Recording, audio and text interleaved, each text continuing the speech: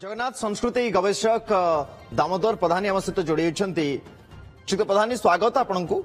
मूलरू जदि पूरा घटनाक्रम को आम देखि आसिबा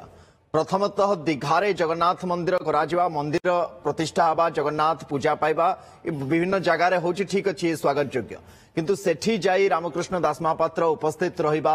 तांको सहित अन्यान्य तांकर सहयोगी माने सेठी जाई पहुंचीबा एवं सेठी जाई बंगाली चैनल को इंटरव्यू दे कथा कहबा जे आमे एठू तयारी करिकरी नेछु एवं दारू दियरे प्रस्तुत करा जायछि आमे आनिकरी आस्थलु पत्थर मूर्ति को मना कली एवं काठ मूर्ति संस्थापन सेठी करागला ब्रह्म प्रतिष्ठार कथा भी सामना को आसिला एवं एठी आसी सेही कथा को निजे स्वयं खंडन करिबा आ सेपटे दीघा जगन्नाथ मंदिर ना जगन्नाथ धाम रखा जिबा ये कौन चली कहीं चली या पछर निर्दिष्ट भाव में उद्देश्य कौन एवं आमे जो माने संस्कृति रे विश्वास करते जो माने संस्कृति को बुझंती एवं सेवायत भाव में जो माने भगवान को सेवा पूजा सहित जड़ित से माने केमती करि पारछंती कथा एवं केमती सज्ज करूछंती। जय जगन्नाथ जिनटा हूँ देखो जितेबाला आमर लोकप्रियता कमिवा कर से आमर पश्चिमबंगर जो मुख्यमंत्री से जितेबाला देखिले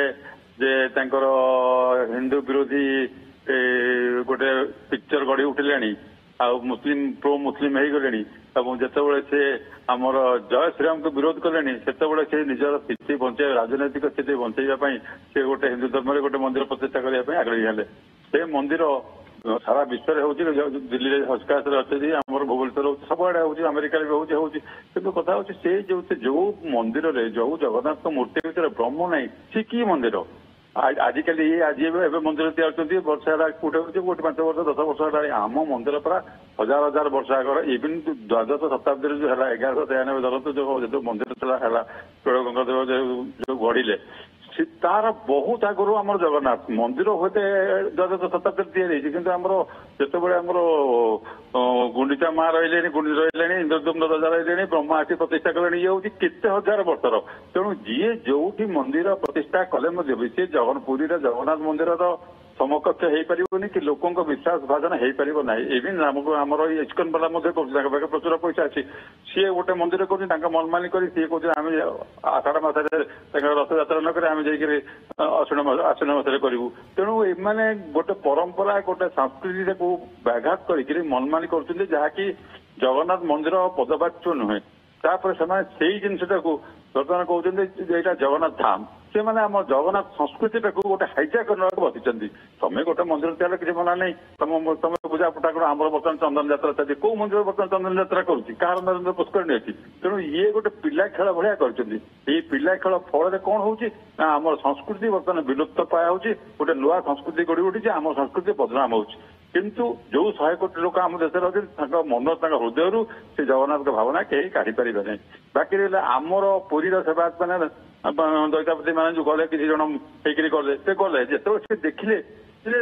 आमर दारू मूर्तिटा हवा जगह से पत्थर मूर्ति मर्त्य मंडल देह बही देवता है मरणी यही जो कनसेप्ट आम देवता हेले मरिया पड़ो कि पत्थर मूर्ति तो मरबनी तेणु जो सी एक प्रकार अघटन देखिले से विरोध करार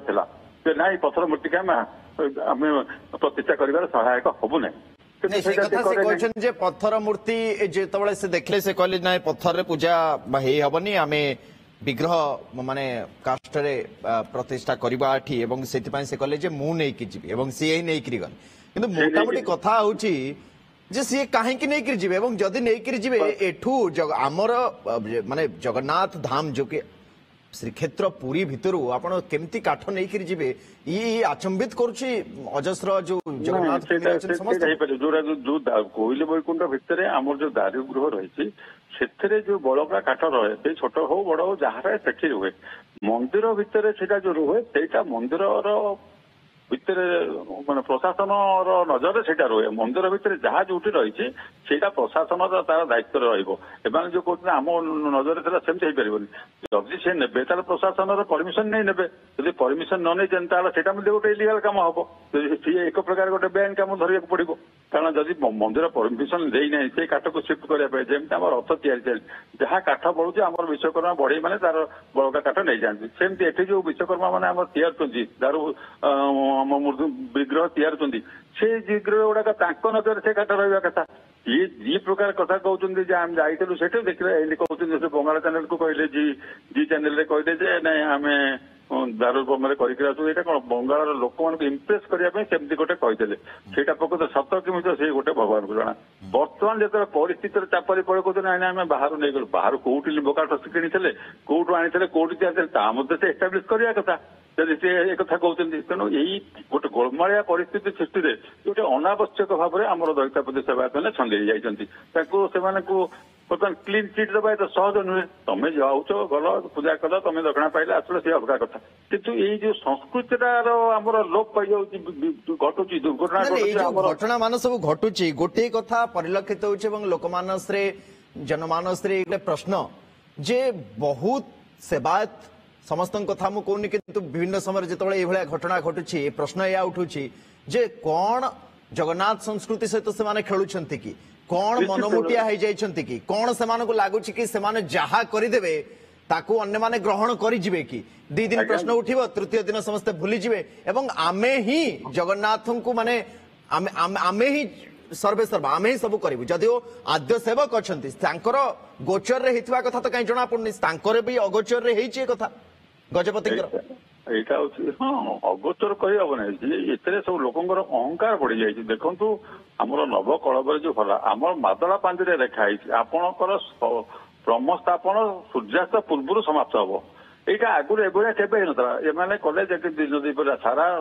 ସଂସାର ସାରା ଭାରତବାସୀ ଦୀପ ଯାଉଛନ୍ତି ଠାକୁରଙ୍କୁ ପୂଜା କରୁଛନ୍ତି ବ୍ରହ୍ମ ପରିବର୍ତ୍ତନ ହବ ସିଏ ରାତି ଯାଇ ଦିନ ଦ୍ୱିପହର ହେଲାଣି ସେଇଟା ହେଇପାରି ନାହିଁ ଏଇ ଯୋଉ ଏଇଟା ଗୋଟେ ଜଘନ୍ୟ ଅପରାଧ ଏମିତିଆ ଦେଖନ୍ତୁ ୟା ପୂର୍ବରୁ ଯୋଉ ହେଇଥିଲା 96 ମସିହାରେ ହେଇଥିଲା ଆମର ନବକଳେବର ହେଇଥିଲା 76 ମସିହାରେ ହେଇଥିଲା ଏମିତି କେବେ ହେଇନଥିଲା ଏଇଟା ଏତେ ବଡ ଅପରାଧକୁ ସମସ୍ତେ ଗୋଟେ ଲାଇଟଲି ନେଲେ କାହାକୁ ପନିଶମେଣ୍ଟ ହେଲାନି କାହାକୁ କିଛି ହେଲାନି ସେ ପ୍ରଶାସକ ମାନେ ବା କେତେବେଳର ପ୍ରଶାସକ ଶିବେ କଣ କରୁଥିଲେ ସେ ଗୋଟେ ଭୁଲ ଆହୁରି ସବୁ କ୍ରମାଗତ ଭାବେ ଭୁଲ ହବାକୁ ଲାଗିଛି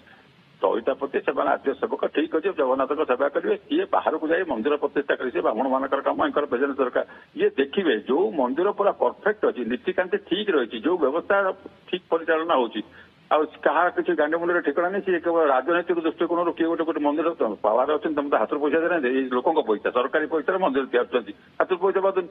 ଯଦି ସେଇଟା କରିଦଉଛନ୍ତି ତମର ତ ତମ ଅନ୍ତରରେ ରହିଛି ତମେ ହଉଛ ଶ୍ରୀରାମ ବିରୋଧୀ